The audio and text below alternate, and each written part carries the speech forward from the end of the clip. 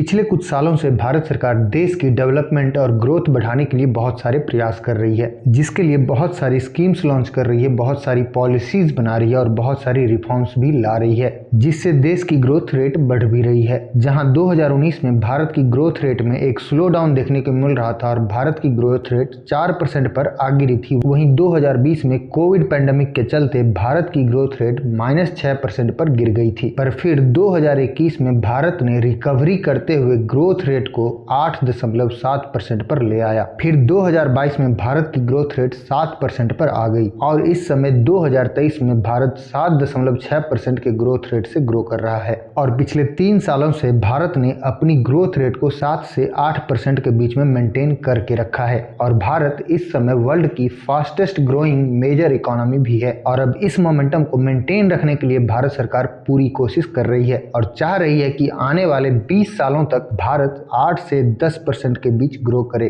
तो क्या यह मुमकिन हो पाएगा या नहीं, आइए जानते हैं। तो नमस्कार दोस्तों, स्वागत है आपका हमारे चैनल इंफ्रा इनोवेटर्स के एक नए वीडियो में। आज के इस वीडियो में हम जानेंगे कि भारत कैसे 8 से 10% के बीच ग्रो कर सकता है। आपको तो पता ही है कि भारत इस समय वर्ल्ड की सबसे फास्टेस्ट ग्रोइंग मेजर इकोनॉमी है और रिपोर्ट्स भी कहती है कि इस दशक में भारत वर्ल्ड की फास्टेस्ट ग्रोइंग मेजर इकोनॉमी बना रहेगा। जहां भारत इस समय 7.6% के ग्रोथ रेट से ग्रो कर रहा है, वहीं चाइना 4% और अमेरिका 2% के ग्रोथ रेट से ग्रो कर रहा है। पर उसके बावजूद भारत की जीडीपी चाइना और अमेरिका से बहुत ज्यादा पीछे है। इन दोनों अमेरिका और चाइना को बीट करने के लिए भारत को और भी तेजी से ग्रो करना होगा। लेकिन सच्चाई यह भी है कि भारत आज तक किसी भी दशक में 8% तो छोड़िए 7% के ग्रोथ रेट से भी ग्रो नहीं कर पाया है। 1990 से 2000 तक भारत की एवरेज ग्रोथ रेट 5.7% थी। 2000 से 2010 तक 6.3% थी और 2010 से 2020 तक 6.6% थी। लेकिन अब इस 6% के ग्रोथ रेट से अब भारत का कुछ भी भला होने वाला नहीं है। केंद्रीय मंत्री अश्विनी वैष्णव के अनुसार भारत को आने वाले 15 से 20 साल तक कम से कम 7 से 10% के बीच ग्रो करना ही पड़ेगा।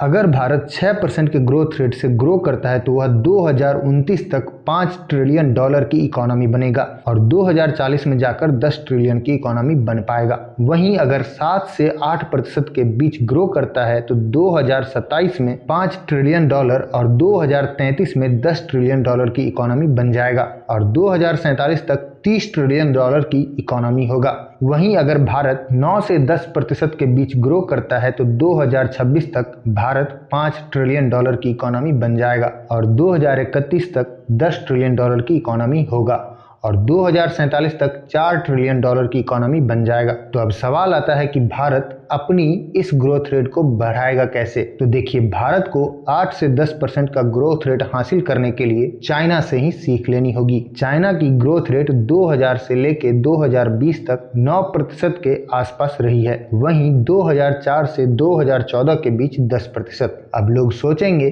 कि चाइना ने अपनी ग्रोथ रेट को इतने सालों तक कैसे मेंटेन करके रखा। तो देखिए, चाइना ने अपनी जीडीपी में इन्वेस्टमेंट को बढ़ाया। जहां 2000 में चाइना की जीडीपी में इन्वेस्टमेंट का शेयर 33% था, वहीं 2011 में यह बढ़कर 47% हो गया था और अभी भी यह 40% के ऊपर है। लेकिन अब चाइना पहले की तरह उतनी तेजी से ग्रो नहीं कर रहा। इसके अलावा चाइना की डेमोग्राफी आने वाले 10 सालों में बहुत तेजी से चेंज होने वाली है। चाइना में बुढ़े लोगों की संख्या काफी बढ़ेगी, जिससे चाइना में मैन्युफैक्चरिंग कम होने लगेगी। तो इसका फायदा भारत को ही मिलने वाला है और भारत तेजी से ग्रो करेगा। लेकिन भारत को अपनी ग्रोथ के कंसिस्टेंसी को मेंटेन करके रखनी होगी। आइए अब देखते हैं कि भारत कैसे 8 से 10% के बीच ग्रो कर सकता है। भारत के रेलवे मिनिस्टर अश्विनी वैष्णव ने एसोचैम के 2022 की जनरल एनुअल मीटिंग में एक बात कही कि भारत अभी के कैपिटल इन्वेस्टमेंट स्ट्रेटेजी के चलते अगले 20 साल तक 8 से 10% के बीच ग्रो कर सकता है। अब मन में सवाल आता है कि कैपिटल इन्वेस्टमेंट स्ट्रेटेजी है क्या।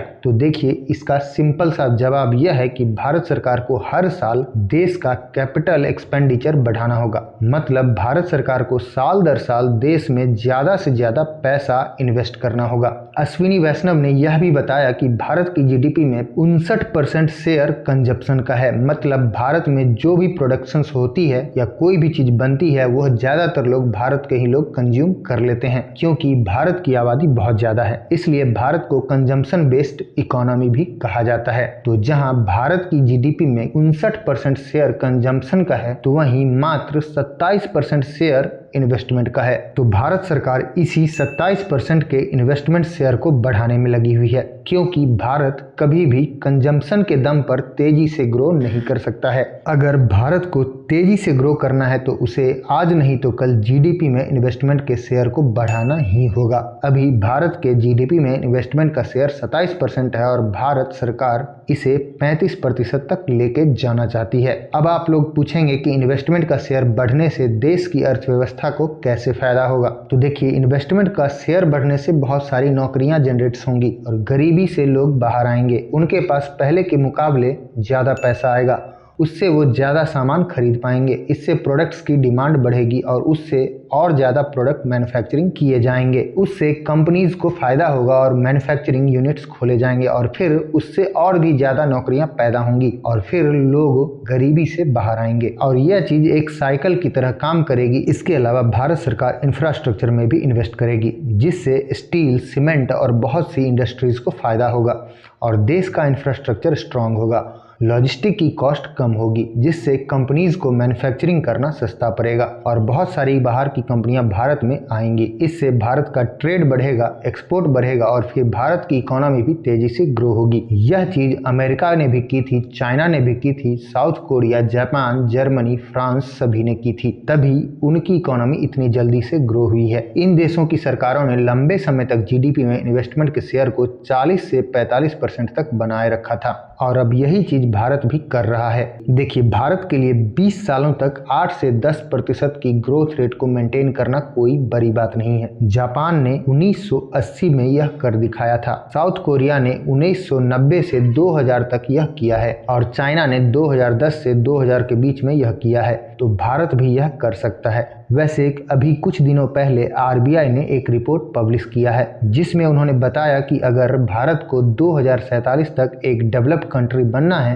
तो उसके लिए भारत को हर साल 7.6% के ग्रोथ रेट से ग्रो करना पड़ेगा। इसके अलावा आरबीआई ने अपनी एक रिपोर्ट में बताया कि इसके लिए भारत को अपने इंडस्ट्रियल सेक्टर के जीडीपी में शेयर को 25% से बढ़ाकर 35% तक ले जाना होगा। इंडस्ट्रियल सेक्टर के जीडीपी शेयर को बढ़ाने से भारत में मैन्युफैक्चरिंग बढ़ेगी, जॉब्स बढ़ेंगी, एक्सपोर्ट बढ़ेगा और जिससे भारत की ग्रोथ रेट बढ़ेगी और फिर इससे ओवरऑल इंडियन इकोनॉमी भी इंक्रीज होगी। और इसके अलावा एक और वजह है जिसके चलते आने वाले समय में भारत और भी तेजी से ग्रो कर सकता है और वह है डेमोग्राफिक फैक्टर। कई एक्सपर्ट्स का मानना है कि जिस पॉपुलेशन का एडवांटेज चाइना को 15 साल पहले मिला था, वही एडवांटेज आज भारत को भी मिल रहा है। इसके अलावा भारत सरकार जिस तरीके से भारत को डिजिटलाइज कर रही है, टैक्सेशन सिस्टम में ट्रांसपेरेंसी ला रही है, बहुत से देशों के साथ फ्री ट्रेड एग्रीमेंट साइन कर रही है, तो इन सब चीजों के चलते भी भारत तेजी से ग्रो करने वाला है। ग्लोबल इन्वेस्टर्स को भारत से बहुत ज़्यादा उम्मीदें हैं। ग्लोबल इन्वेस्टर्स को भारत में एक इमर्जिंग मैन्युफैक्चरिंग हब दिख रहा है, लेकिन अभी भी कुछ लोगों का मानना है कि भारत यह नहीं कर पाएगा। तो आपके जानकारी के लिए यह बता दूं कि 1947 में जब भारत आज़ाद हुआ था तो बहुत से लोगों ने कहा था कि भारत बहुत जल्दी ही कई छोटे छोटे देशों में बंट जाएगा, पर